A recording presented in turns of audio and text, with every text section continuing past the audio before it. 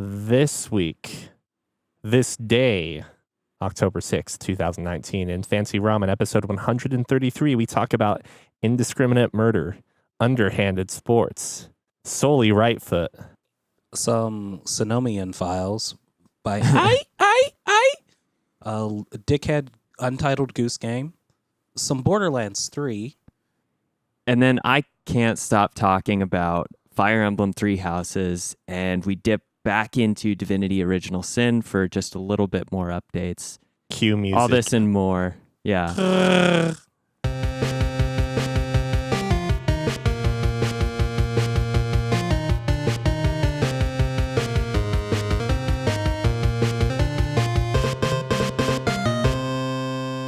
How was getting strangled, Cookie? Getting strangled was a lot of fun. Hopefully it looked good. You had the best acting chops out of everyone, actually. So I'd believe that. All those months of D&D, baby. So there was a funny point because Cookie had pointed out in the midst of us recording this short film, a 48-hour short film festival that I might elaborate on later, that the two victims that were staged out for this particular part of the scene were both black males. Yes. What? They killed the black guy yet again. Not just one in this short film. Two. But there's a But twist. it's okay because one of the black guys was a red herring. Good news, it was not me. Man, some of those tropes are inescapable, it seems. Yep. When your producer calls and says, "Hey, I need you on set in an hour. You're going to get strangled by a backpack." You just say, "Okay, I'll be there, boss." Like, yeah, I'm there, man. Is it a Fjall Raven? Are we What kind of strap are we talking about? I'm going to get prepared. I'm going to be method about this. So get this, like, if it hasn't already become evident just because I'm involved, like the production of this 48-hour film festival also demands like a very hectic, it causes a very hectic production if you do anything remotely ambitious at all, because you have 2 days to work on it. And with our work schedules as well, that means more like you have 36 hours plus sleep time involved.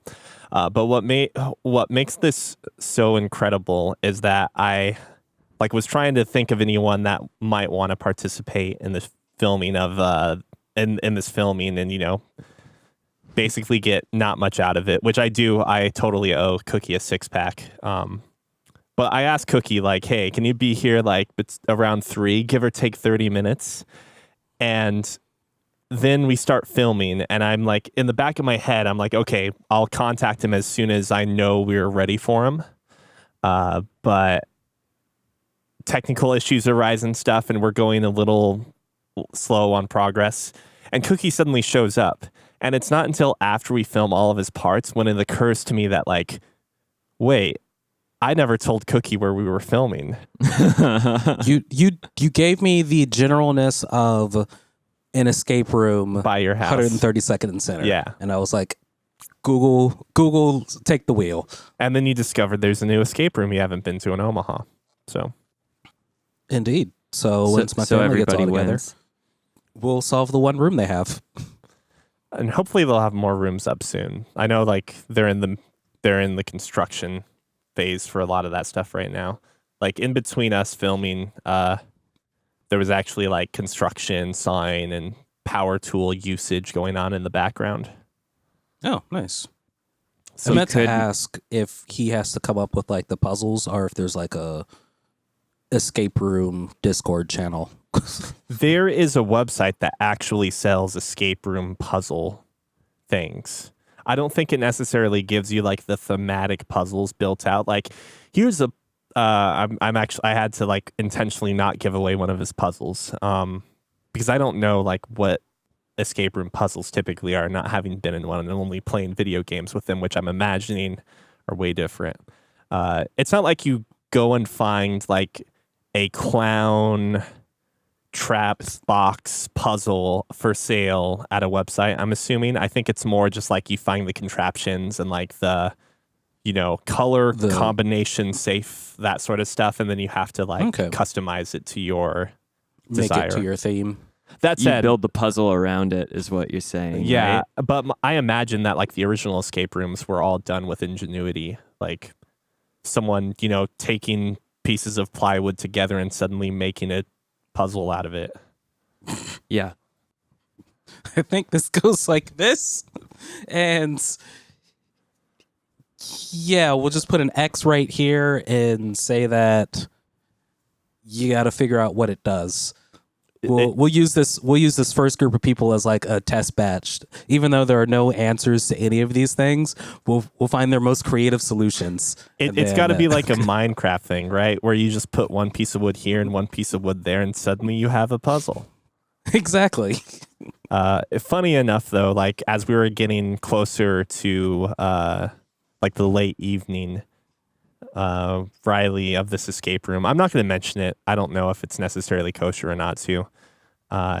His escape room, or he got a booking for 9:30, and so it was like 7:30 p.m. and we're like, well, I guess we can't shoot short or late then, because we need to pack things up and allow the escape room to do its business. Nice. I was going to say, you don't want to do a shameless plug and hopefully get our first sponsor. Yeah, that's not going to happen. Are we supposed to be recording this? I mean, I have been. And if not, you're fine. Oh, you Me were. too. Wow. Yes, Amazing. That's why it took a second for me to answer the how it was being strangled, because I was like, wait a second, let me record this. This is audio gold. We can't lose this. They strangled their only black guy. Luckily, like the body count is diverse by the end of the short. Diverse. If you're going to kill indiscriminately. Exactly. The Genghis Khan method. Don't go that Hitler method where he was just targeting gypsies, Jews, and gays. Yeah, people think more kindly and highly of Genghis Khan after the fact, right? Compared to Hitler. Yeah, man. Genghis Khan didn't care. You were black, Muslim, white, also... We also share more... Mongolian. Yeah. Yeah, we also share more ancestry with him on average than... Thanks, yeah, man. This is Fancy Ramen episode 133, a podcast where we kind of talk about video games. A Genghis Khan enthusiast podcast. I'm pro Genghis. Yeah. I'm a big fan of the Golden Horde. Big fan. Khan! What have you guys been up to? Neil, it sounds like you have a pretty exciting, hectic weekend. Yeah, if it's not evident from like late podcasts and so forth, when I start getting busy with work, like everything around me has to kind of take a backseat. For obvious reasons. Yeah, and this 48-hour film festival challenge kind of like came up out of nowhere, and I completely forgot about it. I was told maybe like a week in advance, and I was like, yeah, okay, I can help out. And then like I always forget that it's regardless of how you plan it, and regardless of whether or not you think the scope is ambitious, it always turns out to be more ambitious than at least I personally think is necessary, and it becomes, a day and a half of shooting, which like I'm sure it's gonna do better as a result of that hard work, but like I generally use my weekends as rest and relaxation, and having like a relatively stressful situation there means I'm just going to be even more like drained of my Donald Trump battery cells by the end of the week. But that's been the story of my last couple of weeks though. So what about you guys? I'll let Scott go first. Okay. Have I been up to much? No, I hyperextended my shoulder playing tennis. So I've been like indoors doing mostly nothing for the past couple days. I was planning on playing a lot of tennis, but it got to the point where I like couldn't toss the ball to serve without excruciating pain, so I like had to quit cold turkey. Wait, did you get a refund? On my big fancy new tennis membership. Yeah. No, it's for a whole year, so Okay. I'll recover. I'm mostly. I don't know, Scott. You're getting kind of old. Recovery takes longer and longer. It does. That's true. But I'm at I think I'm probably at 90% now. I do love to try and figure out the scale of health. Is it actually logarithmic or is it linear? I think 90% works either way. I'm well, but I still wouldn't play today just at risk of exacerbating it, not being completely healed. It's your offhand. It's my offhand. It's not even the one I use to swing the racket, really. I mean, I have a two-handed backhand, so I do swing the racket with it 45% of the time. But no, it's the other shoulder than the one that's doing all of the swinging and the heavy work. And I don't exactly know how I got the injury or how I essentially started it, but I played through it to the point where I definitely made it a lot worse than it was. So it was one of those things where I took an Advil because I had a little bit of pain. We're talking 2 on the pain scale. I was like, oh, this is a little uncomfortable. I'm gonna have an Advil before I play this doubles seminar tonight. And then went in, started playing. The Advil wore off, and I was like, I'm at a 6.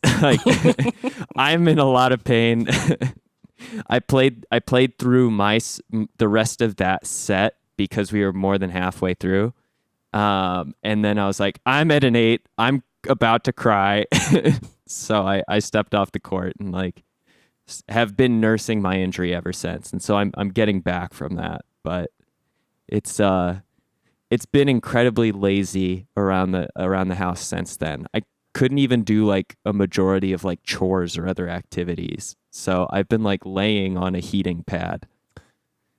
Is there anything in the rule books of tennis saying that you can't toss the ball up with the same hand that you hold your racket in? I don't think there are any rules about that, but the ball can only touch the racket once. So if I accidentally if it comes into contact with the racket at all during the toss, I can't hit it again. Does the handle count as part of the racket? I mean, yes, the handle is part of the racket. The whole racket and your body as well count in tennis. If I were to, let's say I were to get hit by the ball, if an opponent if opponent makes a shot and it hits my person, if it hits my person and it doesn't go back over the net to their side, I lose that point because it technically counts as a hit or a contact for me. So I have to headbutt the ball with extreme accuracy to get it back. Think about it this way: if you could just learn how to have a one-handed backswing, and then one-handed backhand. Oh, he's just not I strong actually, enough. yeah, I used to play with that, but if I can't serve, that's a huge issue. So with the serve, you just need to hold the ball with your index, middle, and kind of thumb as you're holding the handle too, and just throw it up in the air, and then use the momentum from that toss to lead into your back, into the start or source of your serving swing. One, that sounds incredibly difficult, and 2, I might be better off putting the ball in my mouth and trying to spit it out into the air. See, I was thinking that you'd just have your racket in your offhand, you'd slam the ball down really, really hard, and then switch hands, and then jump and do everything. You guys have definitely come up with some creative solutions, but the bounce wouldn't be legal. Bounce is illegal because it's not table tennis. In table tennis, you can do that. Ooh, wait. Can you do an underhand serve? There is also the underhand serve. Oof. It's even allowed. There are pros. There's one pro in particular. I can't think of what his name is right now, but he has an underhand serve that he'll just sneak in every once in a while, and it essentially just kills the ball in the service box if he gets it in. And so it's his last resort to win a point move that he'll do every once in a while. But the problem is if you're not doing your quarterback sneak move, so to speak, to sneak that in, if the other person knows you're doing an underhand serve, which by the nature of your body they're going to know, they're just going to go up and smash it. Yeah, it would be catastrophic. this is dumb. I just looked up to see who had the mod. Okay, it is Nick Kyrgios is the underhand serve guy. Like, you should watch a video of him underhand serving sometime. But I just happened to see with the Google search that Huffington Post has an article from 2013. This is, I think, before Kyrgios like really became named the king of the underhanded serve. And the name of the article is it legal? ? Yes. Ethical ? Perhaps. Underhanded? Definitely. It's like, fuck you. Back in my day when we played stick and hoop, we didn't have no dirty underhanded serves. I like how bullshit. It really is. is. Is it considered underhanded? Yes, because it's literally an underhanded serve. Yeah, I know. Like, I really like the clever naming convention, but I really hate it when people are like traditionalists for no particular reason. Like, if it fits within the rules, it is an exploitable boundary in my opinion. So if I really thought of that, huh? You know who thought that? Who? Pretty much everyone playing old school football before they had all the rules. Yeah. I've been watching a lot of weird rule sport videos where they go over like, did you know that this is a rule? Do you know this is why this is a rule? And it's always just like an interesting, fascinating story. Like, a player can score a goal. A player can score a goal in basketball for opposing teams on the same game. Yeah, that is basketball. Like, basketball is actually a favorite reference of mine when we talk about like evolving, not esports, but like sports metas, right? Like, I know jack shit about basketball, so I will be very upfront about that. But I do know that over the like 20 years I've been alive and aware of basketball, the successful approach to a team, or like the team mechanisms that they use to win have changed dramatically. Like, a 3-point game has become more and more valuable and popular in the NBA, within the last decade. And before that, it was a lot more like in the key action. I like seeing sports like evolve and change like that. And so the introduction of like people having a more successful, if not also trickier serve to return, the underhanded serve, like, I think it improves the game by making it even more diverse and interesting, as opposed to, can you master these like core elements of the sport that have existed for 50, 60 years, and everybody like turns their nose at more unique or like odd play styles. Like, I like unorthodox play. Just imagine the first person that tried or that started using the bunt in baseball successfully. Holy shit, yeah, exactly. Like, that must have blown people's minds. They're like, but he's not swinging hard. That ball's not going to go anywhere. It's like, yeah, but if you kill it in the middle of the diamond, like, and you're a fast runner, that's a better swing than getting like pop flied out or hitting a bunch of fouls or line driving back into someone's mitt. Exactly. Yeah. Oh, I love it. Fancy Ramen podcast where we talk about video games, but every once in a while we will surprise you with the fact that we do sports exist. Yeah, we do have a little knowledge about sports. Nice. So that's been your week. That's pretty much me. I think I'm ready to hear what you have to say, Cookie. Sweet. I joined up with a new D&D group and created a new character. His name is Sully Rightfoot. The backstory behind that is, in his more mischievous days, he used to steal people's left shoes just so they start their day on the right foot. Hey, he's a bard. He's a sneaky little bard. He's a halfling. I'm just excited about him. There's definitely a high that comes from creating a new character. I, from time to time, will build a new character that, because I end up DMing all the time, I almost never get to use, but it's still so much fun to do. I have a wild magic sorcerer in my back pocket that I'm gonna have to use sometime. And for anyone who's not familiar with D&D or doesn't give a shit, it's essentially a character in which a critical failure, like when you use any sort of spell, a critical failure causes you to roll a random effect that can be anywhere from like a life-ending mistake to like banishing someone to a different plane or turning yourself into a potted plant. It is Is it a critical failure in 5e? Every time you roll a spell, if you roll a 1 on a d20, which is a critical failure, then you have to roll from the random effects. Granted, those effects can be positive for you, but they can also be catastrophically bad too. So. Okay. Yeah, you're right. In 5e, it is a 1. 3-5, it was like a percentile dice. Right. And then I think the Nice. percentile dice is used for the random table, right? Yes. Percentile dice is the D100. So then you roll off of this huge table, and there's like I shouldn't say a million. There's roughly 50 different things that can happen.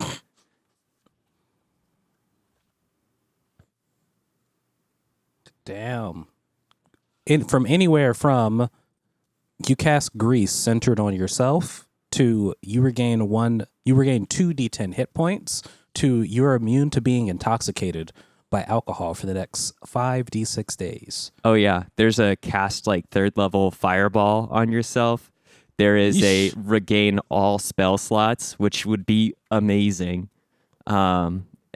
The potted plant is still probably my favorite. You turn into a potted plant, you're vulnerable to all forms of damage, and you revert to your form once you've been reduced to 0 hit points.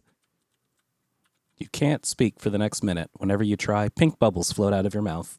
Just It's in very- character, yeah. right? Yep. Nope. It happens at the game table too. It's quite wild. I mean, you pay a lot for the bonus pack because you do need the soap that you have to eat.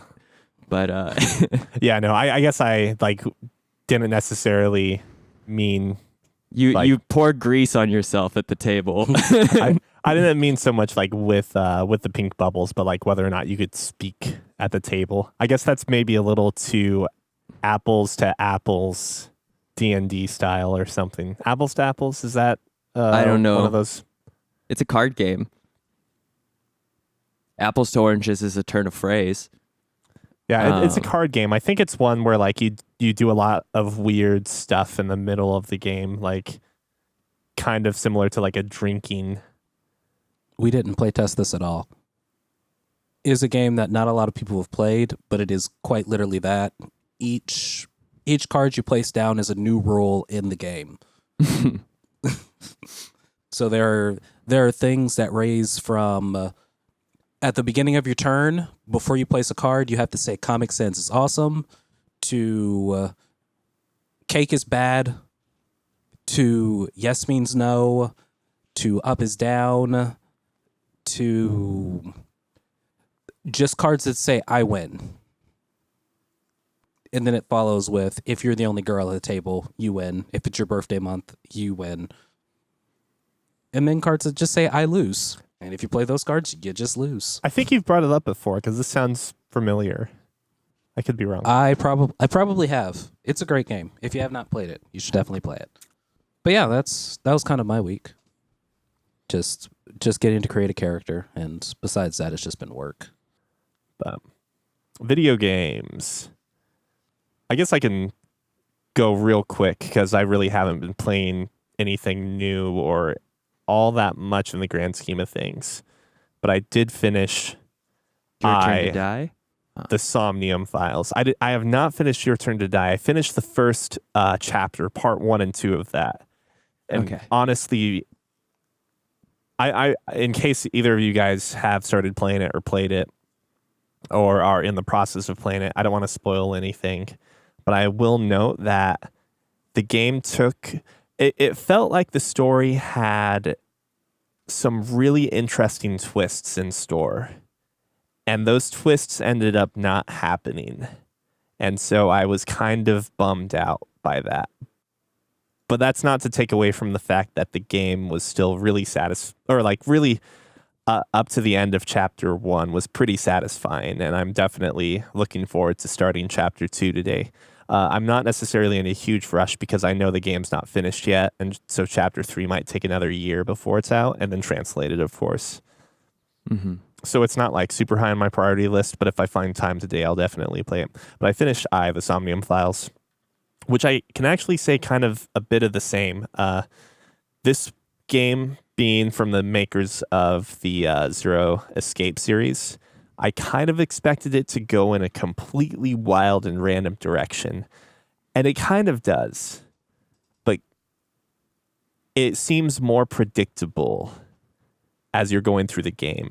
And the game, I think, also does a pretty decent job of preparing you for the resolution, if that makes sense, or what the twist and stuff, the ultimate route. I think it guides you down that because there aren't nearly as many branching paths. So the game kind of does a better job of showing you each story point in the correct order, whereas 999 VLR and Zero Time Dilemma are all three open enough that you can get major story points early enough in the game, in the narrative, that you hit another point later on that doesn't feel as good because you already knew about it, if that makes sense.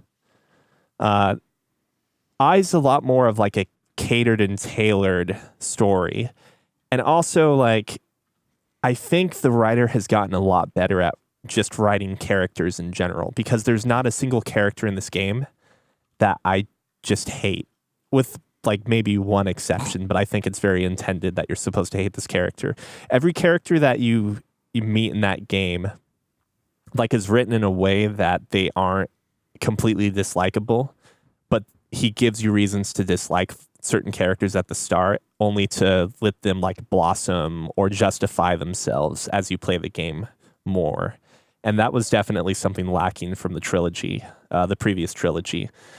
Yeah, it's really satisfying. Kind of sad that like it's over and done with, and it doesn't necessarily go as crazy as the other games, but I think the result is that the Somnium Files is way more approachable for anyone to just go and start playing, whereas Zero Time Dilemma, I think you kind of have to be a little like into that crazy multi-dimensional mindset to even start to appreciate. This game has a much lower hurdle to cross or to get over in order to appreciate the game. Nice. Glad to hear it. Approachability is always a plus. Go ahead, Cookie. I can talk more Fire Emblem if necessary, but Okay. I've been spending my nights as a dickhead goose, which is fairly enjoyable. It's a nice, relaxing, puzzle-esque game where you are just the goose with a to-do list of being an asshole to this small town of people. it is ultimately like a hit list of inconveniences, right? Yeah, because you're not actually, I would say, hurting anybody except for the little kid who... You do bite his nose spoilers, off. You're quite literally, you're supposed to scare him into a phone booth. You have to make him wear the wrong glasses. And one of the things on my to-do list was make someone buy their own property. So I literally stole his plane, put it into the store, and then when he went to go look for his plane, he found it in the store, and the lady who owns the store is like, "Hey, you can't steal that. You got to buy it." So you quite literally make him buy his own toy plane. Are you playing this on Switch? Yes. This is a nice little right before bed type of thing. It took over our Steven Universe slot of Lizzie just watching me be an asshole goose to these random town people. Yeah, but no, it's nice. Not very challenging in some of the puzzles, but a few of them were like I still haven't gotten a couple of them solved from like the first area, just because I'm not 100% sure how to trigger the events to happen in such a way that allows me to get an item off of a character. Because you are a goose who is still kind of scared. What is your favorite goof that you have been able to execute so far? favorite one that I've been able to execute so far. Dressing up. So there's a lady who is painting a portrait, and she's got a porcelain goose that has a bow on it. Mm-hmm. So you steal the bow. Oh, buddy, where are you still? So you steal the bow off of the goose, then you hide the goose statue, Mm-hmm. and then you replace yourself with the goose. So she finds the bow and puts it on you, and then you're a fancy little lad. And besides the goose game, which I wish it was a little bit cheaper to get a little bit more people into it, Mm-hmm. because I think it's like $20. Mm-hmm. $15 would be like a perfect price for it with the amount of content, at least that I've played so far. But besides that, been playing more Borderlands 3. And honestly, I don't get a lot of the reviews that I've been hearing about the game, because a lot of people say it's got a shitty story. Mm-hmm. And it could be because they don't like, and we talked about this last week, they don't like the YouTuber bad guys in it. Oh, okay. Yeah, Yeah. The YouTubers. Yes. But like the more and more I get into the story, the more I'm enjoying the lore that is the Borderlands universe and seeing how characters are connected. Because I've forgotten a lot of like backstory things. So there's a character named Moxie. She is a skinny, big boobs lady who's got who runs the bar. Mm-hmm. I learned that, oh my gosh. Can you guys hear that? Yeah. Barely. Okay, I apologize for all the dog. Please, no, it's not your fault. Just bring your dog up to the mic later so he can apologize in person. But you find out that Moxie is the mother of one of the characters who you interact with on a daily basis, and that she was married to the guy who runs the ammunition shop, Marcus, who picks you up on the bus in the other Borderlands games. And just like some of the twists that have just been happening, it's like, oh, what does that mean for the universe? Because of the whole, like, there can only be 6 sirens in the universe at one time. So you're finding out a little bit more about that because you're dealing with 3, actually, I guess you're dealing with 5 sirens in this game so far from where I'm at. And I'm on like the 3rd planet Mm-hmm. or so, 3rd or 4th planet. And each planet that you visit's is deeply rooted in one of the gun manufacturers. So like my favorite planet so far has been the Swamp Planet because it's the Jacobs planet. Mm-hmm. And you actually get to meet Jacob, the Jacobs. Who makes the Like Jacobs Guns. guns? Okay. What's their gimmick, by the way? I don't remember the gimmicks from each of the gun makers, but I know they each have one. Like Jacobs they're all the old school 6-shooter Wild West guns that do the most damage. okay. But have like the least amount of bullets. The Malawan's going to be like your charge weapons that do elemental damage, which you get to visit that planet. TDR is the guns that are grenades, right? I think I remember TDR that. is the guns that are grenades. Yeah. Yes.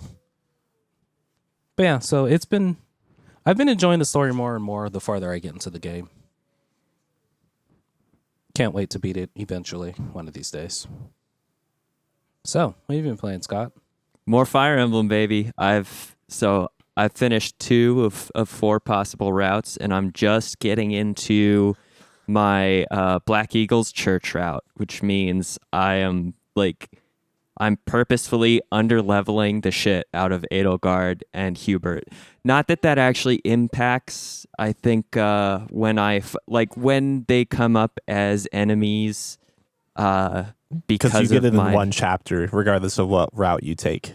Yeah, it doesn't matter what level they are, but it does mean that they'd eat up experience if I use them. So Yes. Edelgard is like, well, honestly, even underleveled, she's a very, very good unit.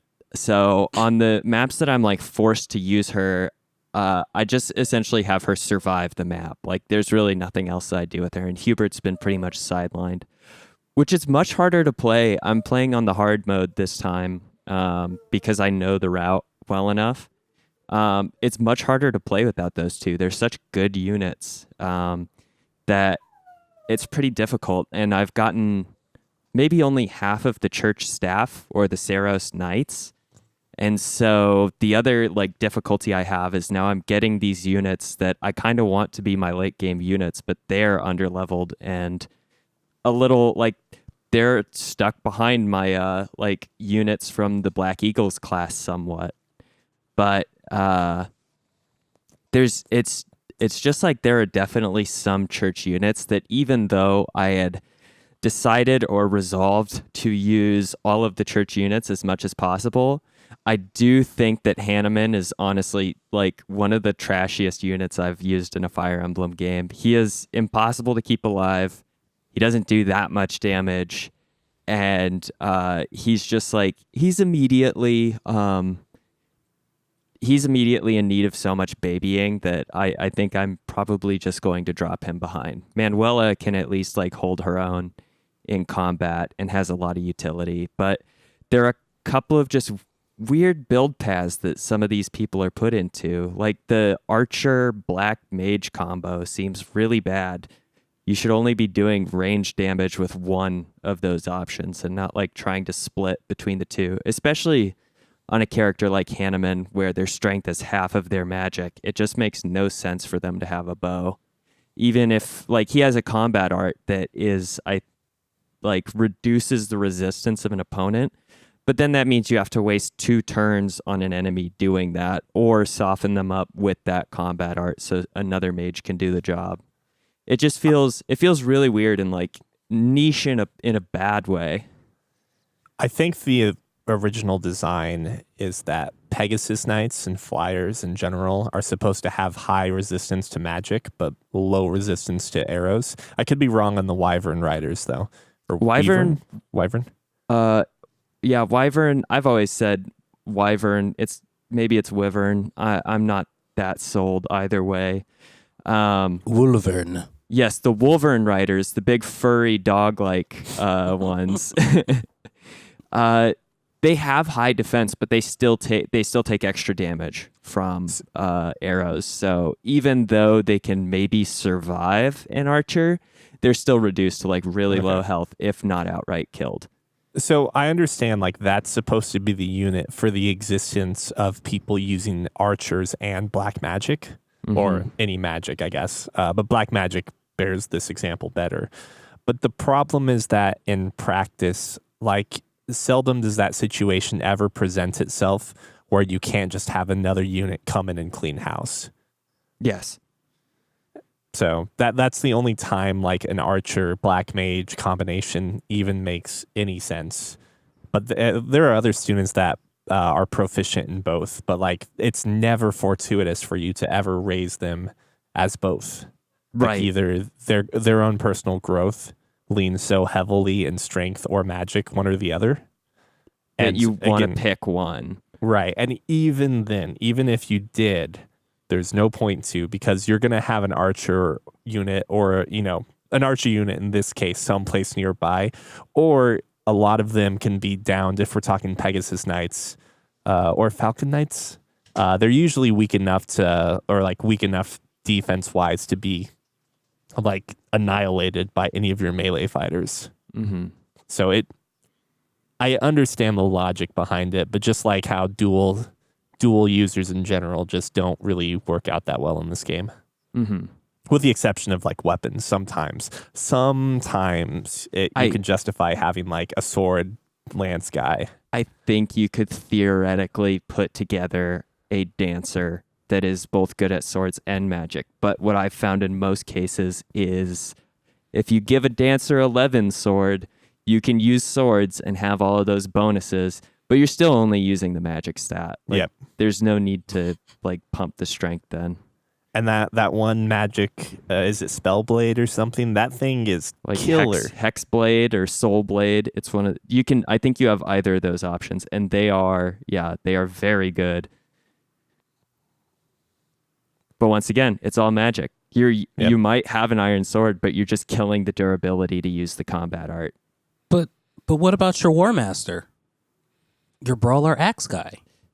Oh yeah. I mean that guy, well, that's all strength, right? We're still talking like Oh, yeah, I guess you are just talking all strength at that point. yeah.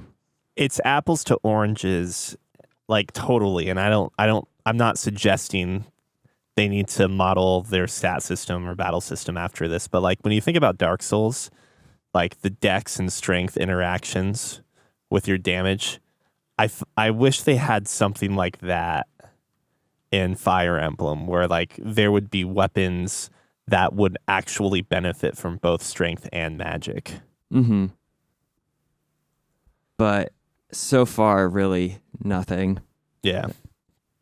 But that's okay. The church route, I think once you've done Edelgard's route too, it makes the church route much harder to feel comfortable with following, because honestly, I've never actually built up the relationship. I think my relationship rank with Rhea past C rank before, and now I think I've had the B rank conversation, and it's like, it's creepy. It's honestly really weird. I'm interested to see what happens when you get to A, and I don't actually know if you can get to S or not. I hope not. I mean, I hope that S is not there, but I haven't checked, or I didn't look closely enough.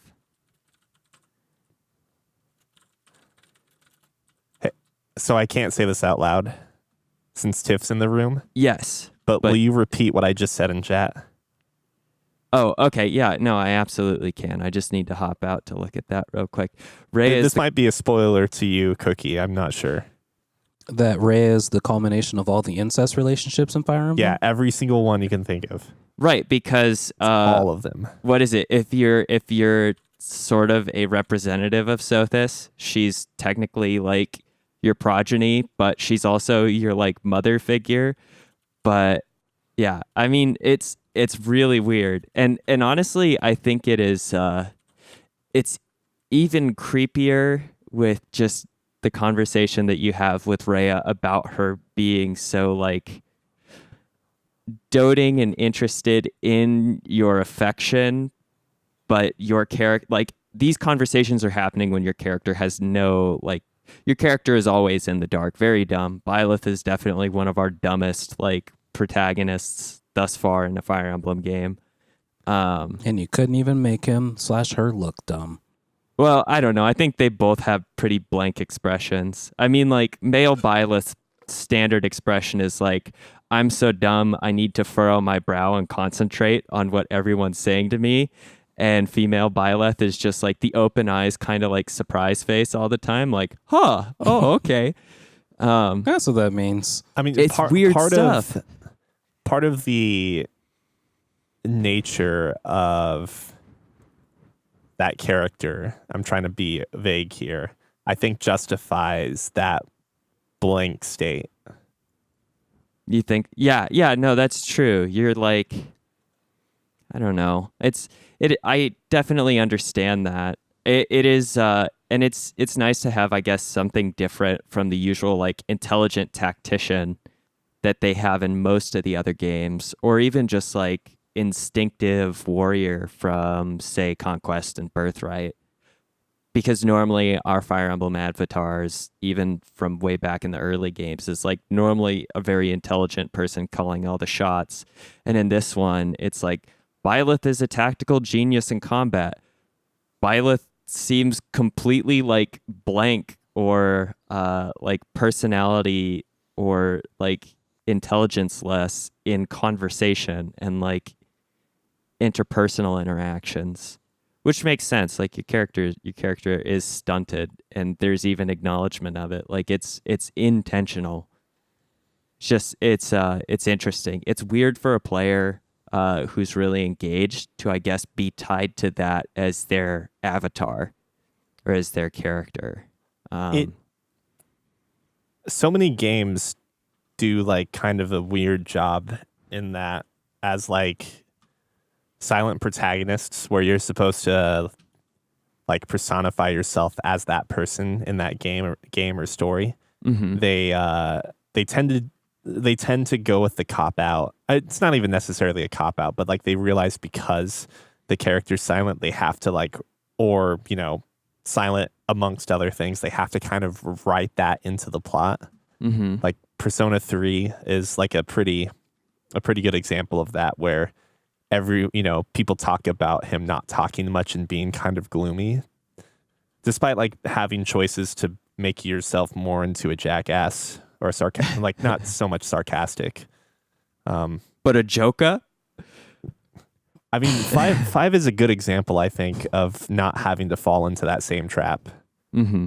Like they give you a decent palette at which you can, play your character. And 4, I think, to a reasonable extent, there's always some implication that the main character is kind of a jokester in 4. Yeah. But I'm not necessarily saying it's bad or not, but I kind of wish that maybe they did a better job pushing Byleth into like a specific type of character, or like giving them more personality through the dialogue, as opposed to not really having a whole lot, Right. intentional or not. Yeah, it will be interesting to see how this church route resolves. Because what I do understand is whatever happens, the Church of Zeros will probably continue to essentially sit on top of Fodlan, and I assume maintain the status quo. What's interesting about it is that none of the house leaders, I believe in this route, will essentially have their changes that they wish to implement upon Fodlan occur, which means you essentially it might be the worst. It could be the worst one. I mean, I assume you worst from the standpoint of moral founding. Moral fantastic! ground. It is Yeah. To go with the church blindly is the evil route. Is what I'm feeling, but who knows? I mean, Dimitri seems very dumb. He could be the evil route without ever understanding it. I mean, I know from a spoiler in, I think it is the Black Eagles route, that at least his faithful manservant Dudu, who I would really like. I am excited to play that route to get to know Dudu, because he is so stoic, and like you don't get any character really out of him in any of the other routes. Like his interactions are very small. He doesn't exude a lot of personality. You just know he likes plants and being like very loyal to Dimitri. But he does something that I is like definitely a big like ethical no in the Black Eagles route for his final moment on the battlefield. I would honestly say there's a continuity issue. I don't have to get into that. I would say that he becomes more tolerable and likable in that route. But just like the big problem with any of these routes is that like the measure of a character going to the extremes to get to their desired endpoint depends on whether you sided with them or not. Yeah, I mean, it's like it's easy to like anyone in any sense of setting. Like it doesn't have to be in video games if they are not being forced to like great extents and stress to accomplish something. Mm-hmm. Like, I don't know. We were talking about Genghis Khan, but like maybe if Genghis Khan had like a better understanding of like cultural domination as opposed to just militaristic expansion. Mm-hmm. And maybe if like his country was extremely wealthy and so forth, he might not have been the warmongering tyrant, so to speak. I mean, there are obviously like cultural benefits and so forth. This is a very like I'm trying to thread a characterize. needle. I know. the cartoony version of Genghis Khan, because I don't think that's necessarily the fairest representation, but I'm just kind of saying that, like, if he were born in a different context, then maybe he wouldn't have done all the warmongering and so forth, that kind of thing. Oh yeah, I mean it's I think if you pick up like most I think anthropological like focused books or books that focus on like historical culture, I mean so much of like human culture comes out of environment and circumstance, right? Like you're nomadic if you don't have like a huge amount of resources to utilize. Right. And that's why you're nomadic. Like if you did, chances are your culture would develop to exploit and utilize the bountiful resources around you. So it is impossible to like try and separate environment from like cultural development. They're just completely intertwined in the human experience. And to reflect this back on Three Houses, like every single character in that game, every character that is, you know, exclusive to a route, I guess we could say, has that same thing going on where like they're sculpted from their environment as well. And based upon what route you choose plays such a heavy influence on the situation that they enter, that like I don't think it's fair to necessarily judge people for what they do in the routes that you oppose them in, because like by the nature of the situation that you've put them in. No one seems like they're being unreasonable, I guess. Like, except maybe one character. Referring to one that we have spoken upon heavily already. Yeah, I mean, the only one I think of or can think of, and I know that you are like, you have to be very cautious about what you say to not spoil things. Right. Like Rhea is the only one that like reasonably could be different, but I think could be different prior to the events that like shaped the entire plot of the game, which is the like complete genocide of all of her like brothers and sisters. Her entire people are eliminated, and that explains her like need to establish the church and like have that control over Fodlan.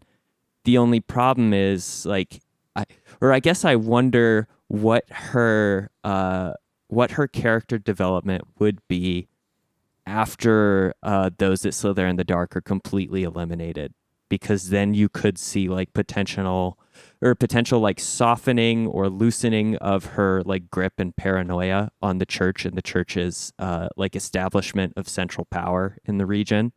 Like once those who slither in the dark are gone, is there a reason for Rhea to be such a zealot about controlling everything? I mean, I don't know. Only one way to find out. It kind of depends, like whether the chicken came before the egg or not. Yeah, absolutely. There's a lot of stuff that maybe we'll get more information on in the DLC at the end of the year. But I would much rather prefer a new route. I mean, with this much exposure to the game now at this point, where we've, I think, collectively put in like a couple hundred hours together to explore everything, Fire Emblem Three Houses may feel incomplete, like sometimes like graphically or with the slowdown issues. The story seems, although like obviously very muddled from each route that you go, but from like exclusively within each route, it actually seems very like well constructed. There's nothing I've encountered that's made me think like, oh, this is a weaker narrative route. I have to agree that like the Black Eagles Edelgard ally route is probably the one that I wish were like the necessary first experience for the game. Like if the game unlocked routes after you completed, say, an initial story route, I'd really like for the Edelgard one to be the first.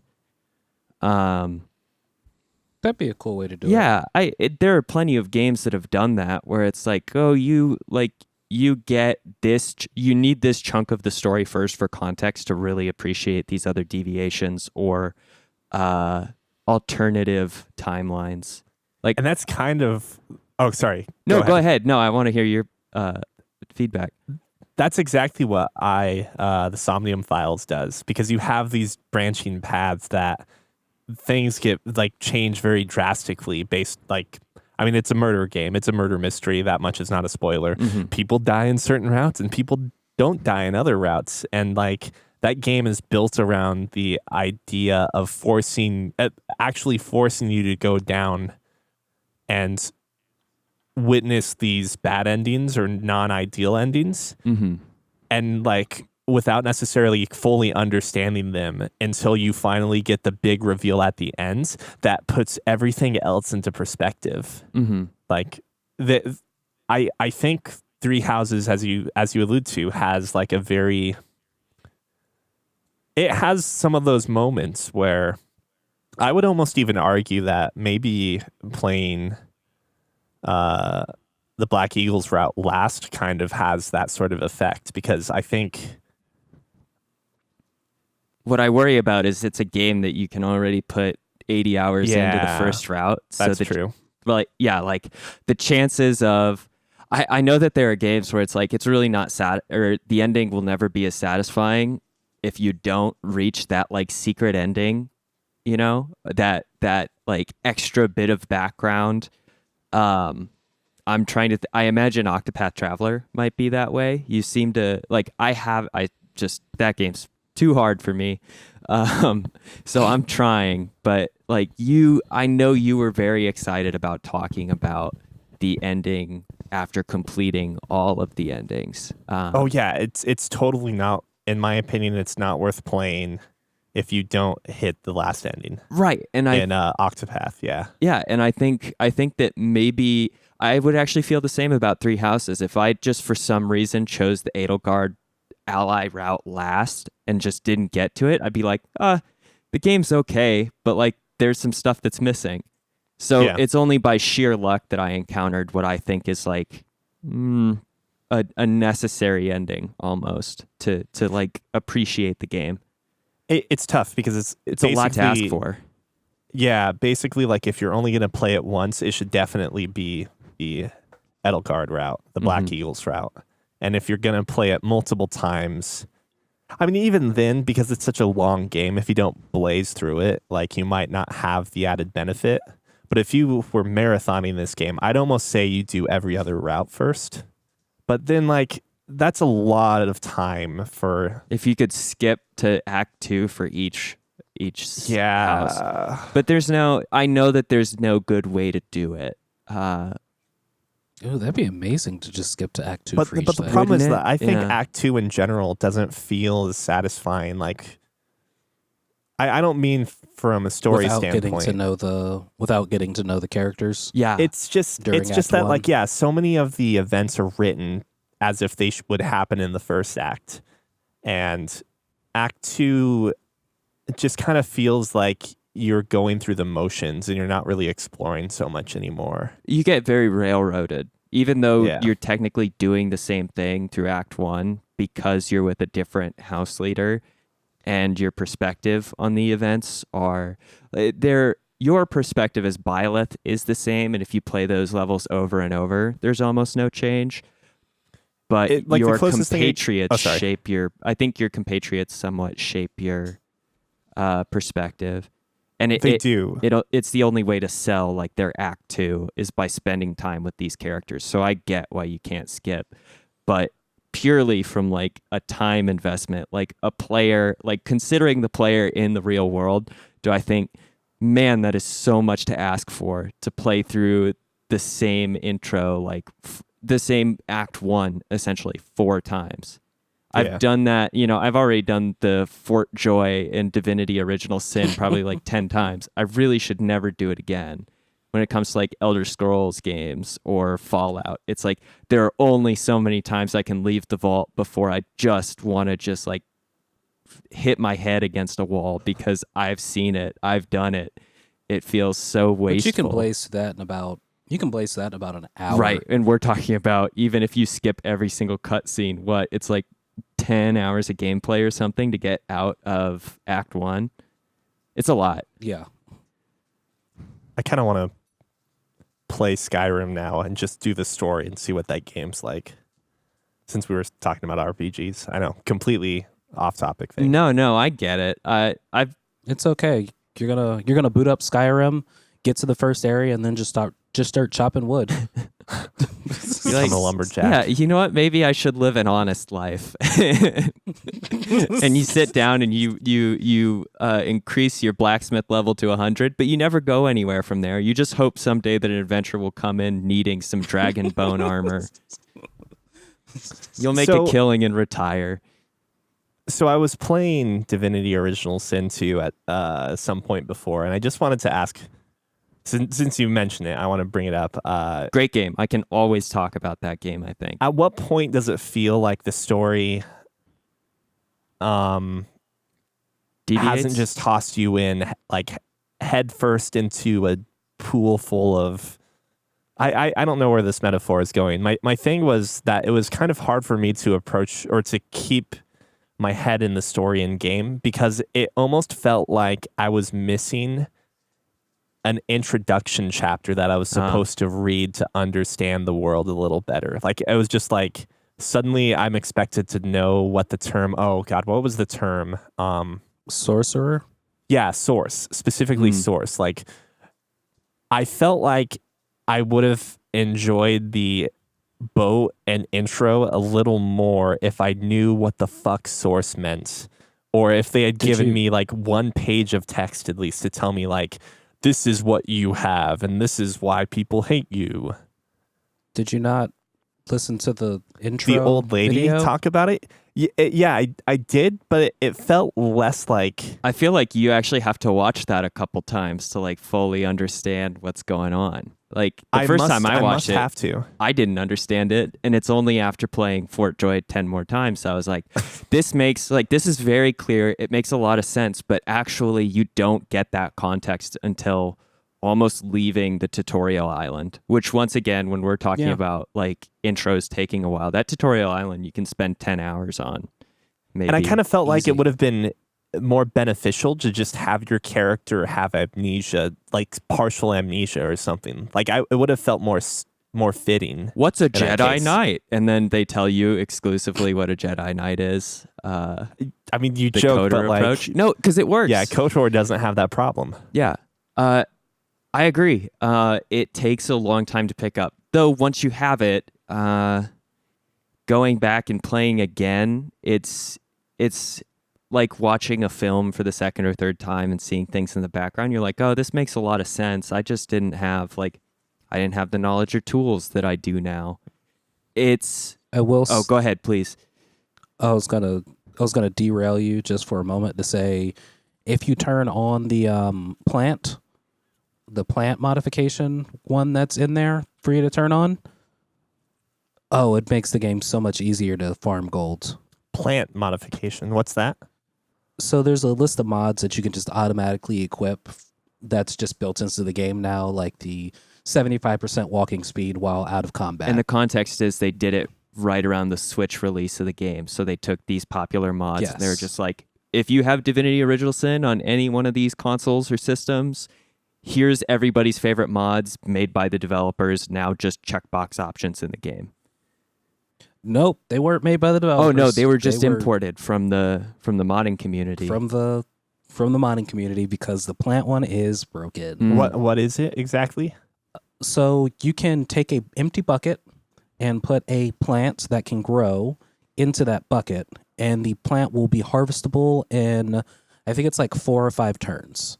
Now, if you're in combat, 4 or 5 turns can last a long time. If you're standing around. Out of combat, it's like 30 seconds. You can sing Yankee Doodle and it'll be ready. Yes. And not even 30 seconds. It's like 10, 15 seconds. And then once you cultivate the plant, you will get a bucket full of clay. And there's also a possibility of you receiving a seedling as well. Now, a seedling comes in a bucket of its own. You just have to put the seedling down. So at this point, you are duplicating buckets and these plants that you're only supposed to have one of. So, like, there's only one blood rose, slight spoiler throughout the game, that you can get, but it's like a permanent boost as long as your character doesn't All die. stats get a +1. Plus two. It's plus two. Okay, yeah. Yeah. So you can literally plant said blood rose into a thing, and now you have 2 blood roses. And you may have 2 blood roses plus a seedling, so you've got an extra bucket now. Or the Jarl flower, or no, Jordanane, which is the most expensive plant that you can have. It's like the you can LSD literally just flower. farm. Yeah. Yes, you can farm that LSD flower at the beginning of the game just to have unlimited money because it's free for you to farm these flowers. And they're worth a lot. So they are worth a lot. So about 20 minutes of farming and you've got a lot more gold than you actually need. Some people call it Divinity Original Sin. Cookie calls it Cookie's Drug Empire 2020. But yeah, so if you do decide to start the game over at some point to play one of the interesting characters rather than your everyman, no offense, that's just a good way to kind of jumpstart. Okay, I need to buy these spells for these characters. I mean, I guess you can change the stats or skills and stats for each of the origin characters. Exactly. They can be whatever you want. Because I kind of wanted like a scoundrel, and I wasn't. You weren't sold on the big lizard being a good sneaker because he can be just as good of a sneaker. The Red Prince? Yeah. Oh, he's a blast. At least as a companion character, talking to him has been some of my favorite dialogue in the game. I guess I imagine he would be more of a like when I say flamboyant in nature, I mean like warrior, mage, frontline, something that is proud and noble. Mm-hmm. He normally is. Yeah, I think if you pick him up and you don't modify him, he's a knight. Yes. I do appreciate that when you pick up people that they ask you what you want them to be. Mm-hmm. Yep, because at that point it's like, just because I'm getting Fane does not mean that I'm getting a sorcerer. It means I'm getting roughly what I think is going to be an archer or a scoundrel. Yeah, you're all rogues. Every single person in my party. You're a rogue, you're a rogue. We're going to cluster together and backstab every large enemy to death. 4 of you just like walk behind one person just and all repeatedly backstab shanking. at the same time. Yeah. There's not enough room in the actual backstab cone to do it, but I'd love to have a strategy where you just take turns in line, running up, backstabbing, and then stepping out of the way for the next character's turn to come in and backstab. So it'd kind of be like a Game of Thrones spoiler, like the assassination of Jon Snow. Yes. You just deal with every enemy that way. Yeah. It's a good game. You will, the one thing to note for those mods, if you activate them, you lose the opportunity for achievements, which achievements have never really mattered too much to me. Yeah. I like to use them as suggestions on like things to try out or do for the named ones. And it's always fun to get something that's like, this is a secret achievement. Like, not that many people find it or know how to get it. Those are cool, but I mean, I think some of the mods really make the game more fun.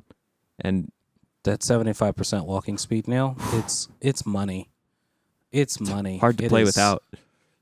It is very hard to play It's one of those things where once you do it going back, you're just like, are you walking through mud? Like, are you waist deep in water?